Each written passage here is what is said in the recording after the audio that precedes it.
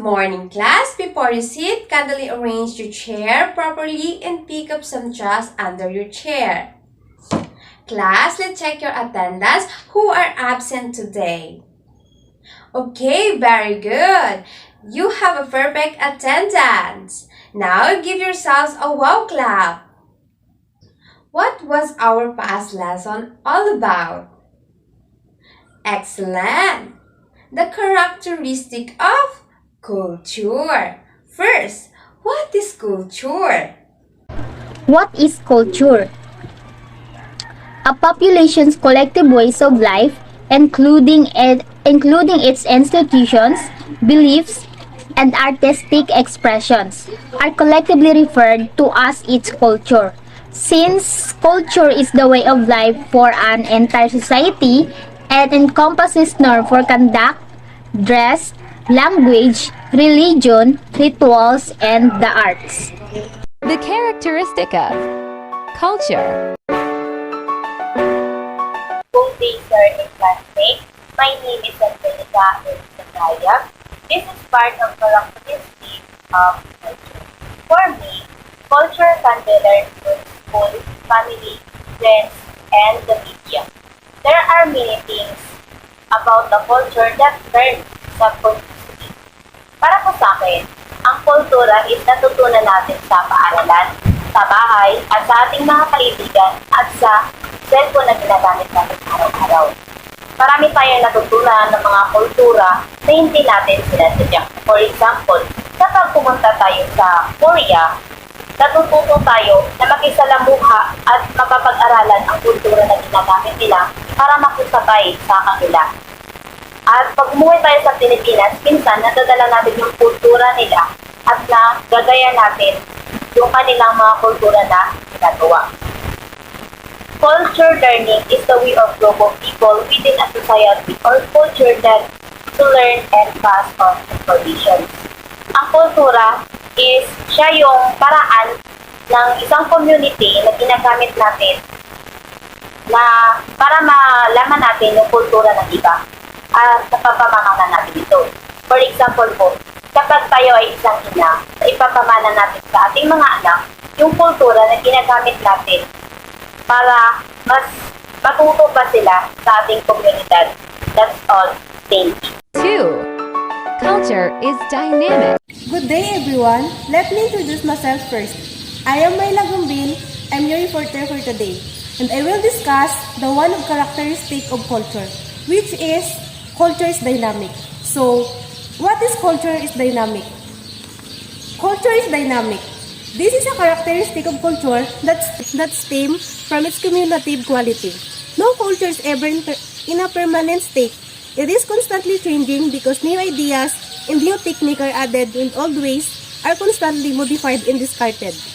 This is because of the rapid occur may be introduced from within or without. It is also grown by the spread of trait from individual and from one group to another, which term is diffusion. One form of diffusion is the growth of language. Filipino vocabulary has grown because of borrowed words from the other language like Spanish, Chinese, and English. Bakit nga ba ang kultura ay dinamiko? Ang wika ay dinamiko. Nagbabago ito kasabay ng panahon. Mas madali kasi nating na-adapt ang salita ng ibang bansa kumpara sa atin. Kadalasan nakukuha natin ito sa mga pakikipagsalamuhan natin sa ibang tao o sa mga dayuhan. Katulad lamang ng tawagang best, ediwaw, sana all. Ito ay mga nauusong tawagan o ekspresyon, lalo na sa mga katulad nating kabataan. Lalo na impluwensya ng social media. Mas tinatangkilik na ito sa ngayon, kaya nagre-resulta ito ng pagkabuo ng bagong identidad ng bagong henerasyon. Dahil sa impluwensya nito, maraming salita ang nababaon sa limot na siya namang ikinababahala ng maraming Pilipino. Dahil sa paglimot ng mga dating salita, nalilimutan na rin daw natin ang ating mga kultura noon. Ang wika daw ay patuloy na nagbabago ng bilang at kahulugan ng mga salita nito. Kasabay ng pagbabago sa lipunan at pag-usbong ng modernong teknolohiya. Naimbento ang mga bagong salitang mas angkop sa pamumuhay ng mga tao at mga kasalitang nagbibigay kulay rin dito katulad na lamang ng kultura. Ang wika daw ay nahuhubog ng mga pangyayari sa pagdaan ng panahon. Kailangan nating maintindihan ang paglipas ng lumang salita ay isa lamang na parte ng ebolusyon ng ating wika at isang tanda ng pagiging masigla nito. Halimbawa sa awit. Kung ating mapapansin, sa ngayon kasi may mga salitang idinadagdag at hindi kayang pakinggan. Hindi tulad noon. Mas kaya ayang pakinggan or mas naiintindihan natin kung ano nga ba ang pinapahiwatig ng awit nito. Hindi nangangahulugang kapag may natabunang salita at nauusong mga informal na ekspresyon ay nasisira ng ating wika. Ito daw ay isang patunay lamang na patuloy na paglawak ng bokabularyo ng wikang Pilipino nang dahil sa pagiging malikhain ng mga taong gumagamit nito. 3. Culture is based on symbols. Culture is based on symbols. Symbols are the foundations of culture.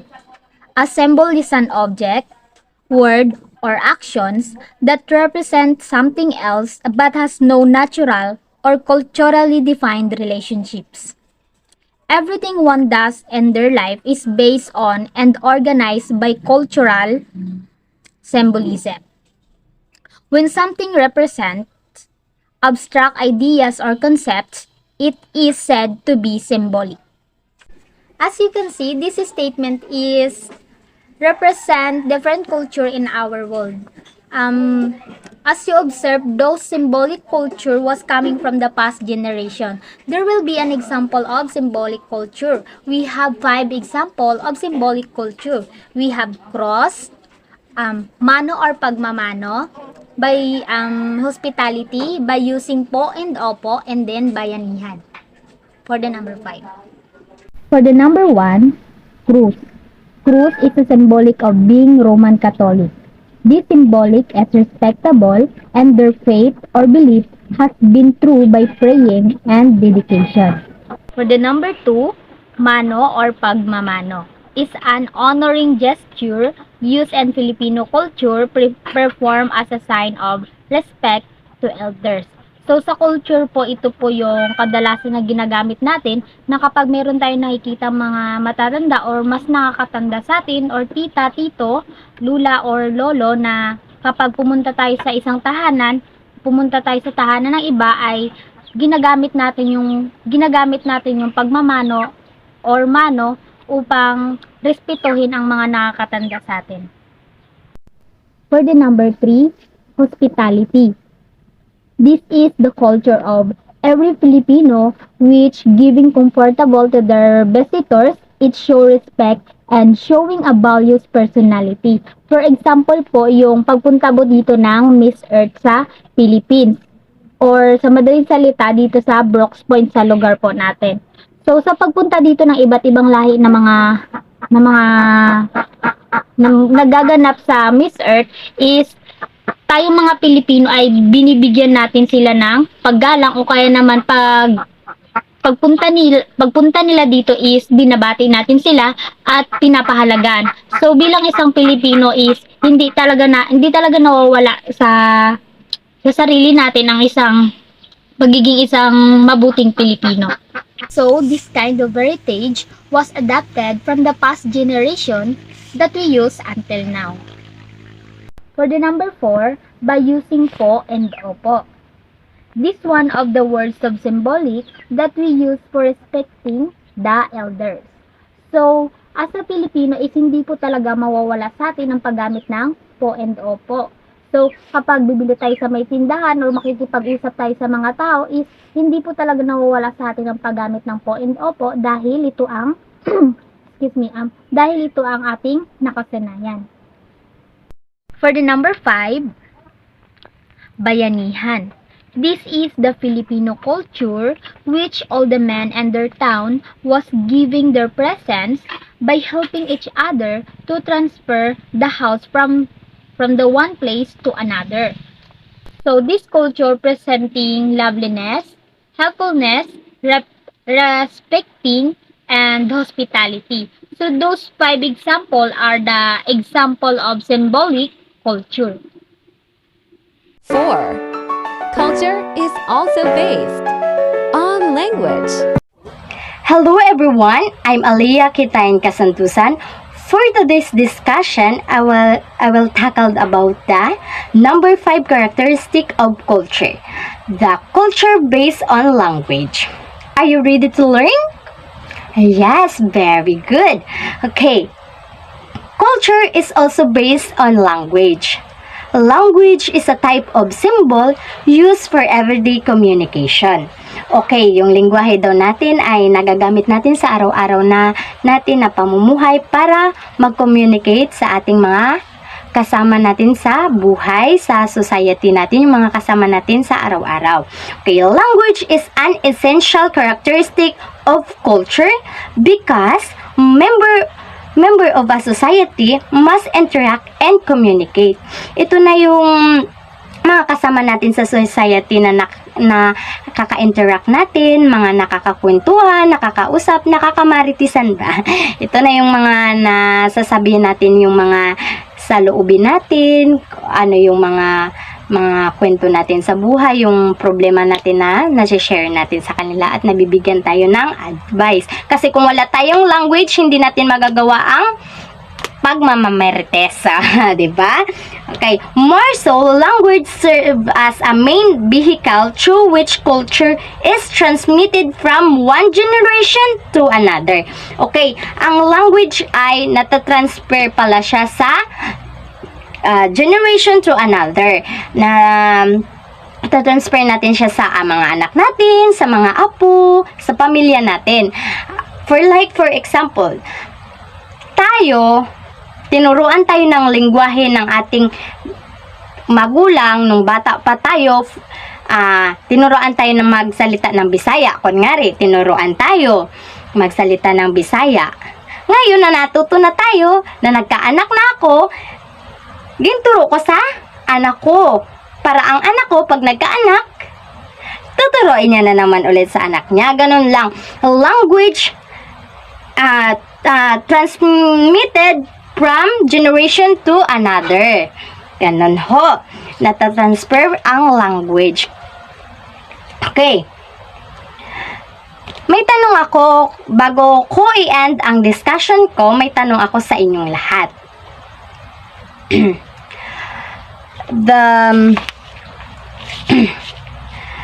The culture based on language, it is important.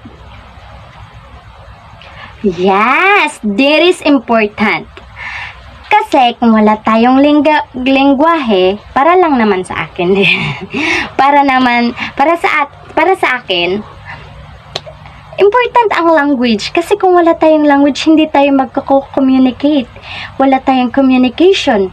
Wala tayong pag-uusap ng ganito. Hindi ko kayo matuturuan. Hindi kayo matututo kung walang language. Okay? Okay, class, for today's discussion, it's end. 5. Culture is shared. Good morning, everyone. My name is Ethel Joy Kausing-Gayin. So now, let's move on to the number 2 characteristic, which is culture is shared. Okay, when we say culture, ano yung unang pumapasok sa isipan natin? Sa video po ito, bibigyan ko po kayo ng konting kaalaman. Start na po tayo. All members of the society living together will hold a certain set of values, ideas, and perception. They share their culture with each other. Dito sa atin sa bansa natin sa Pilipinas, mayroon tayong kanya-kanyang paniniwala at kultura. Halimbawa, tayong mga Kristiyano, binabahagi natin ang ating kultura sa mga Islam o Muslim at ganun din naman sila sa atin. Bibigyan ko po kayo ng example between Christian and Muslim. Sa Christian po, mayroon tayong freedom of choice. Mayroon po tayong karapatang pumili kung ano yung ating gawin at kung ano ang ating dapat suotin. Specifically po sa pananamit po tayo. Tayong mga Kristiyano, kung titignan ninyo, mayroon po tayong kalayaan pumili kung ano ang ating dapat suotin, ano ang gusto nating suotin. Not unlike sa mga Muslim, usually nakasuot po sila ng hijab at Muslim dress. Sagrado po para sa kanila ang mga babae. And also, to say that a group of people shares a culture does not mean all individuals think or act in identical ways. Meaning, kahit sino pwedeng mag-share ng kani-kanilang kultura, ngunit hindi natin pwedeng obligahin sila na gamitin o gawin nila ang ating kultura. Halimbawa, bilang isang Pilipino at nakatira sa bansang Pilipinas, isa sa mga kulturang Pinoy ay ang pagmano sa lahat ng mga nakakatanda sa atin at paggamit ng po at opo sa bilang respeto at paggalang. Usually po, yung mga sa bansang Pilipinas, yung mga magulang po dito, nina-nurture po nila yung kanilang mga anak habang bata pa na marunong magmano sa mga nakakatanda at marunong magpo at opo. Okay, another example po.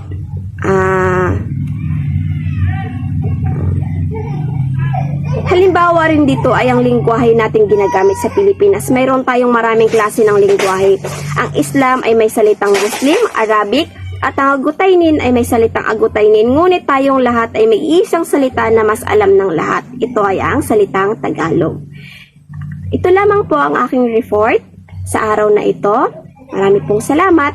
6. Culture is transmitted. Good morning, everyone. My name is Alcide Cervantes. My topic is about of culture. It is transmitted. Culture is capable of transmitted from one generation to the next. Parents pass cultural traits to their children and in return to their children, and so on. It is not transmitted through change but through language. Language means to communication, which pass cultural traits from one generation to another. Transmitted generation is older, pass it on the younger, and constantly reinforce it if not transmitted. Culture is dies. So, halimbawa po niyan, kung meron po kayong mga lolo at lolo ninyo, nagtuturo sila ng mga language or kung anong alam nila na may tuturo sa kanilang anak, so patuloy itong himayabong o patuloy itong patuloy na kanilang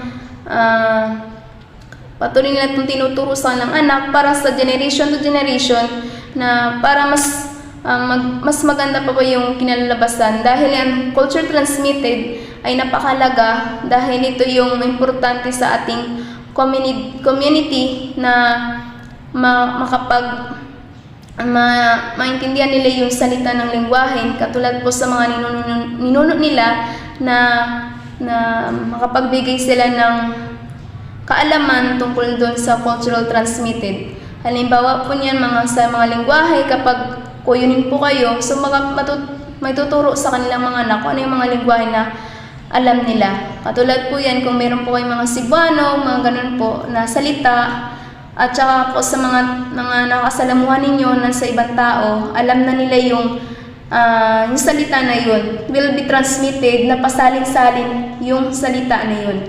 So patuloy po yun na kailangan po yung pagyabungin at kailangan din po pahalagahan. At ito po, salamat. 7. Culture is social. Good day, I am Jessie Ibanez. Today, I would like to discuss to you about one of the characteristics of culture, which is culture is social. But let us talk first why culture is social. So, culture can be defined as all the ways of life, including arts, beliefs, and institutions of a population that are passed down from generation to generation. So, sabi dito, culture can be defined as all the ways of life. But let us talk first. When we heard the word culture, what comes in our mind first? The other people say they define the culture as a tradition or beliefs. But based on what I have learned, culture is the way of life. So, ayan, yung culture, yung dinedefine natin yung culture na kung paano tayo mabuhay, kung paano ba natin ginagawa yung ating pamumuhay sa society. So, yan. On the other hand, the way of life for an entire society as such includes of manners, dress, language, religion, rituals, art, norms of behavior, such as law and morality and systems of beliefs. So, ayan. ito yung way ng pamumuhay natin sa society. So, kabilang dito yung manners. Kung paano ba yung manners natin, paano ba natin pinapakita sa ibang tao. At yung dress. 'Di ba noon, yung kapanahunan pa ng mga ating mga lola, ganyan, yung pananamit, hindi pa ganun ka social. Ngayon naman, ibang-iba na. Kaya nga meron ding culture is changing. So, ayan. So, isa rin dito yung religion, ritual. So, yung mga tribe, meron yung mga rituals na mga ginagawa or tradition. So, and arts, norms, so behaviors such as law and morality and systems of beliefs. So, and kabilang na yan dyan, yung sa ating society, meron tayong sinusunod na mga law and morality. So, yan yung po yung ating systems of beliefs. So, here are the example of cultures as a society. So, ayan. Ito naman ay pagmamano. As you can see, ito yung pagmamano is a sign of respect and love from children to elderly. So, ayan, beliefs ito. Kasi, 'di ba? So, kasi mga kabataan ngayon, yung nakasanayan talaga nila is yung parang nakasanayan na nila na yung pagmamano is yung pagbibigay respeto natin sa ating mga lolo, lola, or mga magulang, ganyan. So, ito pa naman ay isang example din ng ating culture is a society. Ito ay arts. So, ayan. So, I hope that na may naintindihan kayo sa aking itinuro today. So, that would be all. Thank you for listening. 8. Culture is continence. Good day everyone, especially to our instructor, Sir Jordan Macolor. Have a nice day, sir. First of all, let me introduce myself. I am Alina T. Chamod. I am here to discuss about one of the characteristics of culture, which is culture is continuous. What is culture is continuous? So when we say culture is continuous, it is a continuous process. It is like a stream which is flowing from one generation to another through centuries. So, culture is continuous. Maihahalin tulad natin ito siya sa sapa na nagpapatuloy. For example, weaving or in Tagalog, paghabit. So, as we can see, it still exists nowadays. That some of people use it as a source of income. So, diba, napapansin natin kahit na may mga makabagong machine tayo, patuloy pa rin na may mga taong naghahabi para magamit or maibenta ito as a source of income. And another example is pagmamano. So, alam naman natin na yung pagmamano is a form of respect sa parents natin, sa mga nakakatanda, at sa iba pa. So, culture is continuous because it is our way of living. So, that's all. I hope you learned from my discussion. Thank you. 9. Culture is changing. Good day, I am Dario Pate Arzaga. So today I would like to discuss to you about culture changing. So let's talk first why culture changing. Culture is a critical aspect of social life. It is based on the beliefs that inform people's lifestyle, create religion, and even trigger conflict between communities. Those culture implies a pattern way of living and thinking or the collective programming which distinguish members of the given social group from the others passed through generations.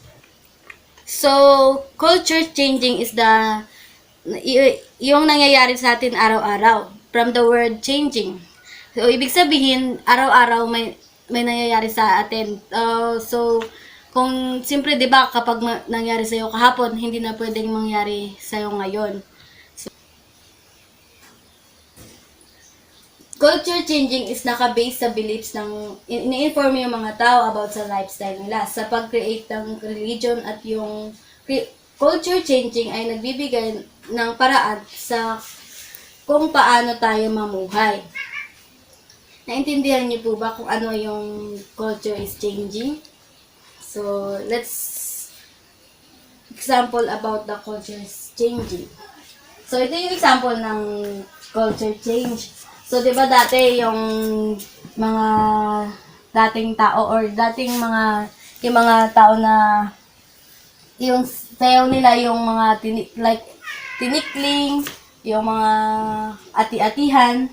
So, ngayon kasi yung mga generation ngayon, yung mga kabataan ngayon ay yung mga sayaw nila, yung mga modern, yung katulad ng hip-hop. So, dati, yung mga kababaihan tsaka yung mga kalalakihan, naghaharana sila dati. So, yung hindi ka pwedeng sagutin ng babae hanggat hindi mo siya nahaharana, di ba? So, ngayon, sa pamamagitan ng technology, yung mga kabataan ngayon ay yung mga gamit nila yung cellphone, doon sila nag-communicate. So, that is culture exchange. 10. Culture is linked with society. Good day everyone, I am Maria Teresa Cristo and now I'm going to discuss one of the characteristics of culture, and this is culture is linked with society. Culture is a part of our society at hindi po pwedeng magkaiwalay yung culture sa society because culture is identity of society. Ito po ay pagkakakilanlan ng isang lugar. A culture represents the beliefs and practices of a group. The society represents the people who share those beliefs and practices. Yun po yung society. Yun po ay yung mga tao na nag-share ng mga traditions and beliefs sa isang lugar. At yung culture po represents the practices and the beliefs. Yun po yung mga paniniwala, tradisyon ng isang lugar, ng mga tao sa isang lugar. And the culture is the way of living of every people sa isang lugar. Culture can differentiate groups within a society, and societies depict the people differentiated by culture. Yung culture po ay nagde-differentiate ng isang group sa loob ng isang society. Sa isang society po, mayroong iba't ibang groups ng mga tao. At meron din po iba't ibang culture. At yung mga culture po nila, yun po yung nagpapakita na kung anong klaseng group sila, kung anong lahi sila, kung anong lugar yun. Yun po yung culture.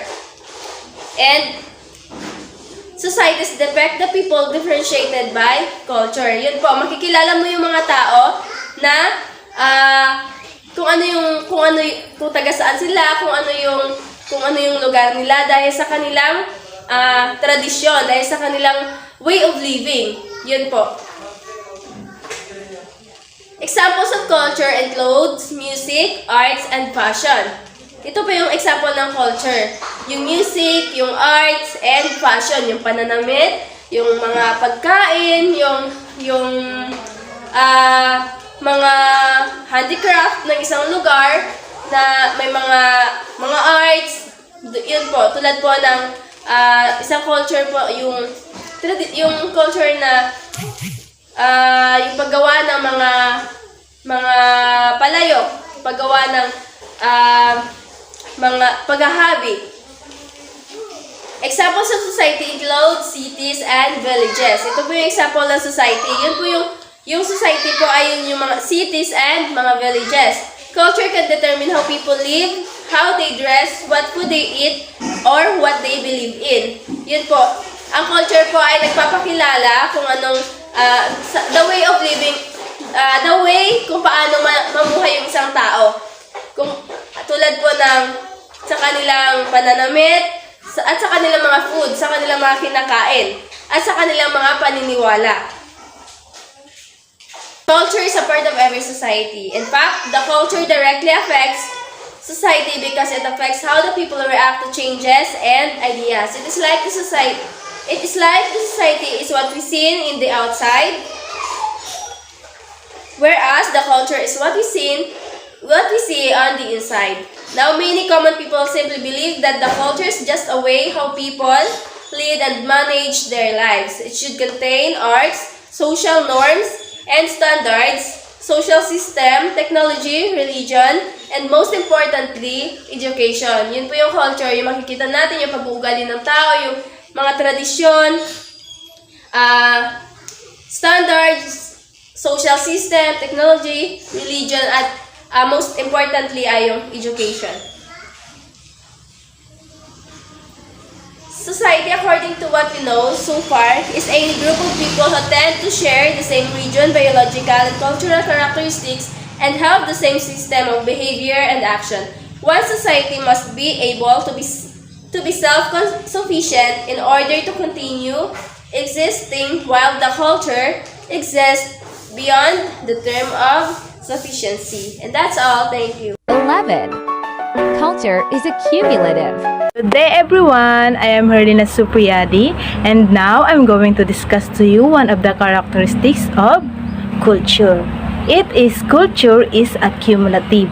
But first, what is accumulative? Accumulative is gathering or growing by gradual increases. Sa madaling salita, ito po ay nagtitipon po. So, what is culture is accumulative. Culture is not a matter of month or a year. It is the continuous process adding new cultural traits.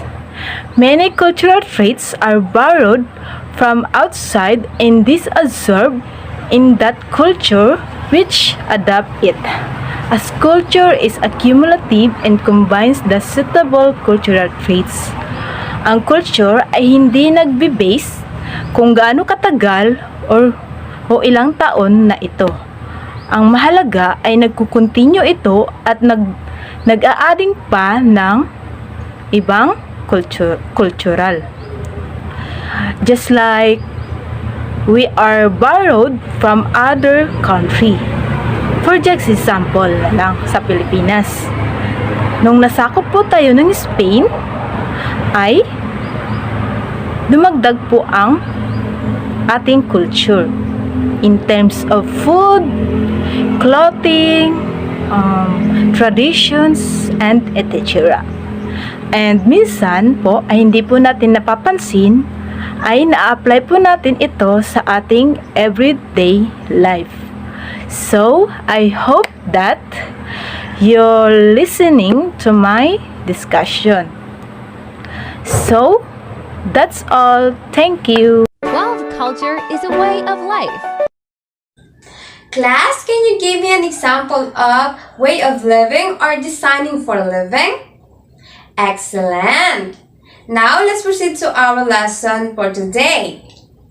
Culture. Culture is a way of life.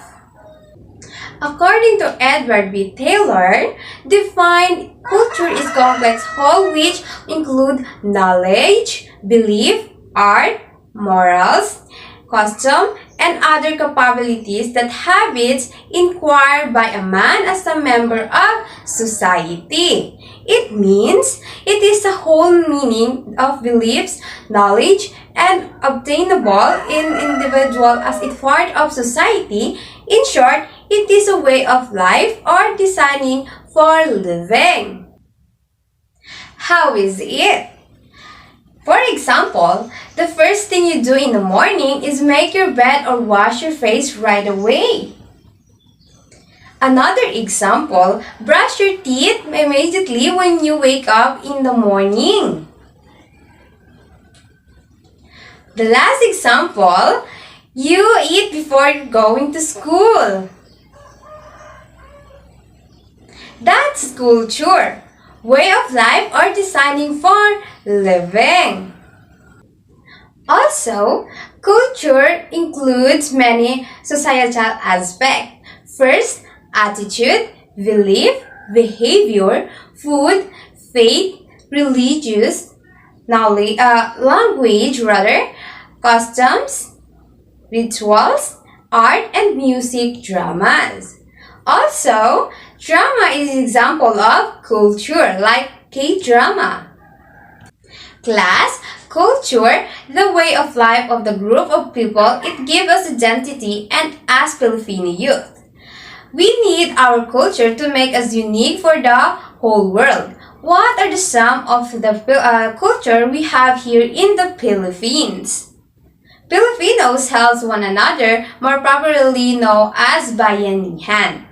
Filipino helps one another without expecting anything. It returns so that undertaking their tasks and responsibilities become much easier and also Filipino are very respectful. They are already taught how to be respectful by using these simplest kapasais, po and opo words. And end sentence when addressing elders, also Filipino have a culture of pagmamano, which is how they raise the back of the hands and their elders to their forehands as a sign of respect. Class, do you have a question about our lesson this morning? Okay, thank you. I hope you understand our lesson about the characteristic of culture.